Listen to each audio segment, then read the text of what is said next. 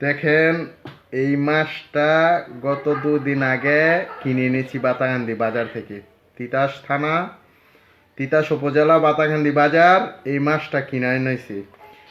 দেখেন, প্লাস্টিকের মাছ, অথচ আমরা বুঝতে পারি নাই। বাসায় যখন এনেছি তখন এই মাছটা ভিজানোর পরে দেখেন, দেখেন এই যে প্লাস্টিকের মাছটা দেখেন, সবাই এভাবে দেখা যায় কিন্তু মাছ, এই দেখেন প্লাস্টিক পুরা, এই কাগজ, এটা দেখছেন, এই যে কাগজ, এটা পুরা কাগজ। সবগুলা মাছ এরকম, সবগুলো মাছ এই দেখেন, এই যে দেখতে দেখা যায়, অথচ মাছ পুরা কিন্তু প্লাস্টিক। এটা দেখেন, এই যে দেখেন কাগজ, এই দেখছেন কাগজ, এটা এই দেখেন, এটা যখন টান দেবে এইভাবে বোঝা যায়। দেখেন, এটা কোনো আইসলা নাই, এটা পুরোটা কাগজ।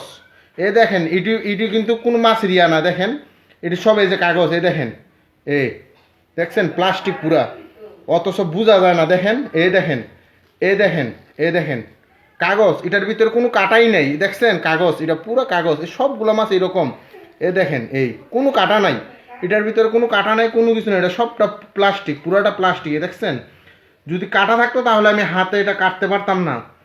দেখছেন, এই দেখেন, এটা কিন্তু বাতাকান্দি বাজার থেকে কিনা হয়েছে। দেখেন, দেখছেন, এই দেখেন, এই মাছটা দেখেন, এই দেখছেন।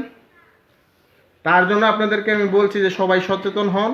মাছ কেনার আগে অবশ্যই আপনারা চেক করবেন যে মাছটাকে আসল কিনা নকল। এ দেখেন, এই দেখেন, এই দেখছেন, এই এই দেখেন, এটা মাছ। দেখেন, এই দেখছেন কাগজ, এটা কাগজ একদম, এটা কাগজ, এটা মাছ না।